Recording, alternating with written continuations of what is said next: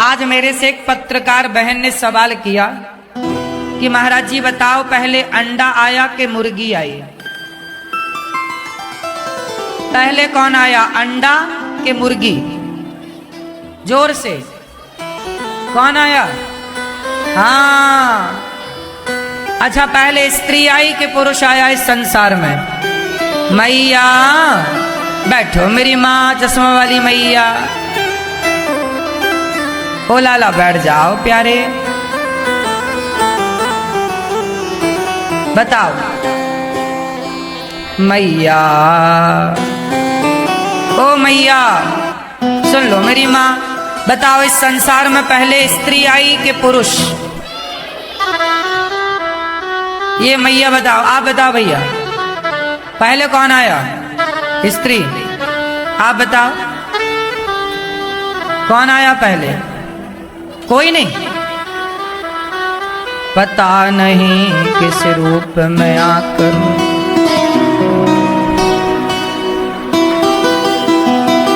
पहले कौन आया? सबसे पहले संसार में जब से मैथुनी सृष्टि स्टार्ट भई तो सबसे पहले स्त्री का जन्म हुआ। किसका जन्म हुआ? 3 स्त्रियां आई, आकुति, देवहूति, प्रसूति।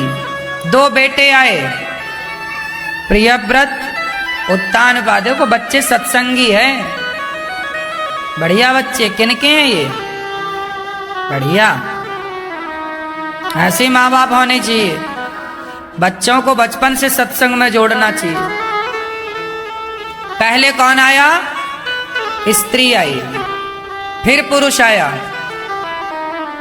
तो इस सिद्धांत से पहले स्त्री आई मतलब मादा आई, मतलब मुर्गी आई। फिर कौन आया? अंडा।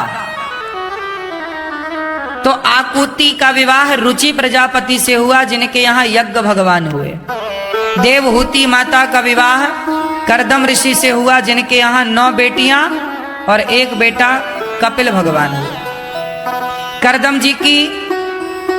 कर्दम जी ब्रह्मा जी के छाया पुत्र हैं। ब्रह्मा जी से प्रकट भय कर्दम जी और इन्होंने तपस्या की। कर्दम जी के पास मनु जी आए, मेरी बेटी से आप विवाह कर लो। कर्दम जी बोले मैं तो जंगल में रहता हूँ, मेरी तो स्थितियां, बेटी को, आपकी बेटी को मैं सुख दे पाऊंगा ना कुछ भी। मैया बैठो मेरी माँ, आप अपने बेटी का विवाह किसी राजकुमार से करो। कहा नहीं, मैं तो अपनी बेटी का विवाह आपसे करूंगा। आप जैसा तपस्वी कौन होगा? पहले के लोग अपनी बेटियां तपस्वियों को देते थे। अच्छा ये बताओ, समाज में दहेज परंपरा है या नहीं है? तो दहेज जो है वो दहेज लेने वाले गलत हैं कि देने वाले गलत हैं? बोलो, ज्यादा गलत कौन है? देना वाला। जब देने वाला देगा तो लेने वाले को दिक्कत क्या है? इसलिए दहेज क्यों चल रहा है इस देश में, इसका जो मूल कारण है वो ये है कि आज लड़की का बाप देखता है कि बस सरकारी नौकरी होनी चाहिए। अच्छा, सरकारी नौकरी वाले ना 20-20 लाख में बिक रहे हैं, 25-25 लाख में। जिसकी बड़ी नौकरी, बड़ा, वो उतना महंगा छोरा है। भले वो 2 कौड़ी का हो, भले शराबी हो, लंपट हो, कोई मतलब नहीं, बस सरकारी नौकर होना चाहिए। फिर 20 लाख 25 लाख में छोरा बिक रहे। अब ये बताओ, मैं लड़की के बाप से सवाल करूं कि तुम ही तो बहुत पैसे वाला, बहुत बड़ी नौकरी वाला तुम ही तो ढूंढ रहे हो। कोई सामान्य लड़का जो अपनी जिंदगी की शुरुआत कर रहा है, मेहनत करके पैसे कमा रहा, छोटा बिजनेस कर रहा, व्यापार कर रहा, उस लड़के का विवाह नहीं हो रहा है आजकल।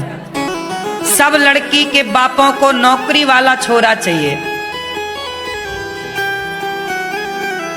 वो तो अच्छा हुआ कि मेरा ब्याह पहले हो गया था, नहीं मैं तो नौकरी करते ही नहीं, मेरा भी नहीं होता। सही है, आजकल तो नौकरी वाला चाहिए, हम तो नौकरी करते नहीं है, अब तो होते ही नहीं हमारा। सही है। हमारे ससुर जी ने बड़ी चतुराई से, जिस समय मैं अपने जीवन का स्ट्रगल कर रहा था, मैं अपने जीवन में आगे बढ़ रहा था, उस समय मेरे ससुर जी ने देखा, और उन्होंने ये नहीं देखा कि इसके पास नौकरी है, मैं तो नौकरी करता ही नहीं था कभी,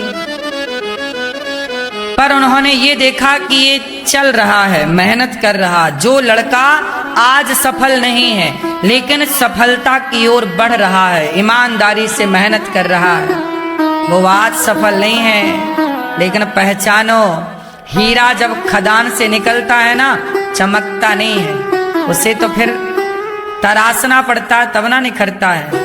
ऐसे ही आज भी समाज में ऐसे लड़के हैं जो अपनी मेहनत के बल पर अपने आप को आगे ले जा रहे हैं, और उनका विवाह नहीं हो रहा है क्योंकि सबको सरकारी नौकरी का गाना चल रहा है। क्यों? सबको सरकारी नौकरी चाहिए।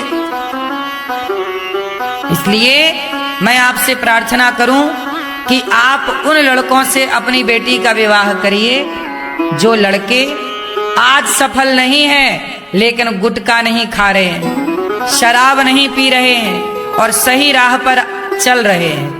आज नहीं सफल हैं तो कल सफल होंगे। लेकिन आप लोग बस सरकारी में होना चाहिए, भले वो शराब पीता हो, भले वो पराई औरतों के संग रहता हो। कितना गलत निर्णय है आपका। यदि लड़की का बाप अपनी लड़की गलत आदमी को देना ही बंद कर दे, शराबी है तो ब्याह ना करे कोई बाप, भाई तुम्हारा छोरा बड़े बड़ा आदमी है, शराबी का क्या दीन धर्म, तुमसे ब्याह किया वो 17 की तरफ झांकेगा। शराबी का क्या धर्म होता? शराबी मतलब शराबी पागल। शराबी का क्या है, कब किसे कैसे देखने लग जाए। इसलिए हर पिता अपनी बेटी का विवाह जान कर करे, चरित्रहीन लड़का ना हो। पड़ताल कर लो पहले, महीने 2 महीने उस लड़के की जासूसी करो, चेक करो उसका पूरा बैकग्राउंड।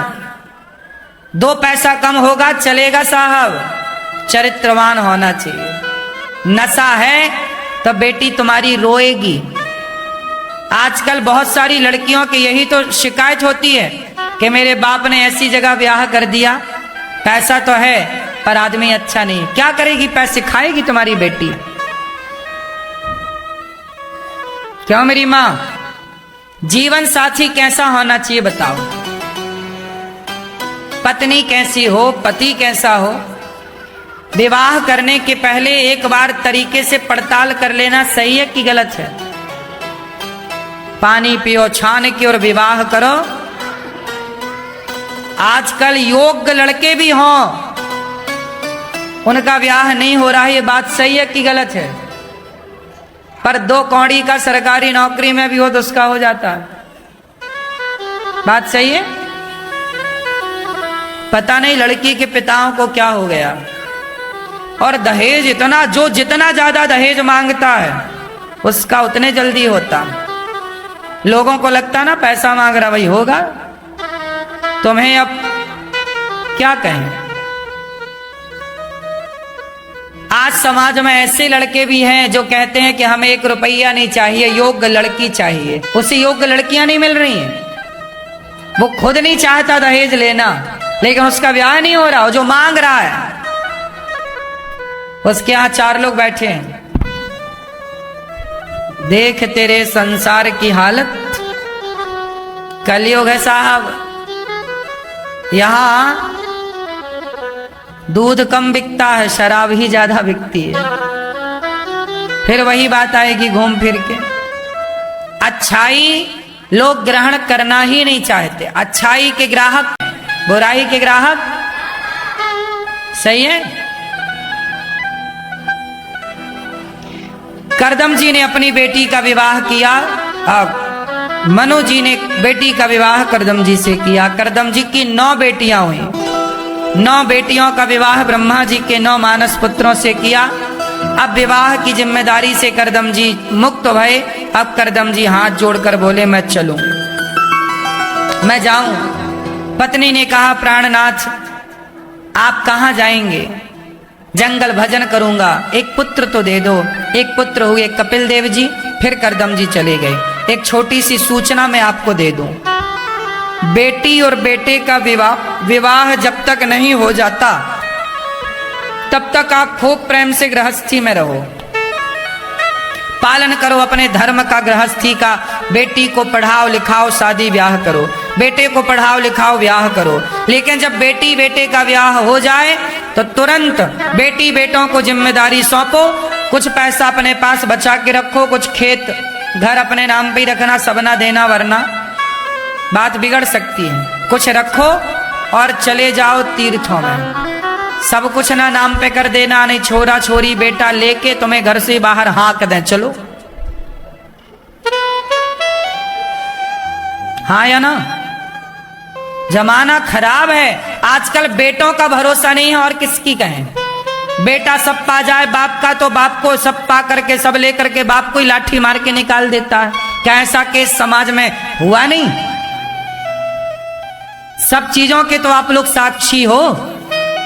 क्या नहीं आपने देखा इस संसार में?